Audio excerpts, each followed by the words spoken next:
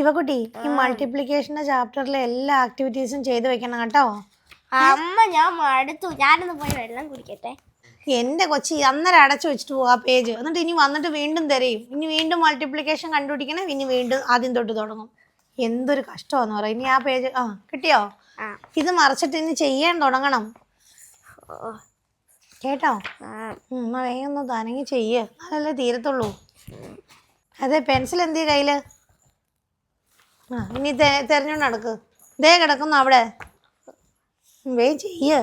അമ്മ കേക്ക് വേണം. എന്നതായിട്ട് നീ ഒന്നും ചെയ്തില്ലല്ലോ അതിന് മുന്നേ. കേക്ക് ഇച്ചിരി കഴിഞ്ഞ് തരാം, ഞാൻ ചെയ്യ്.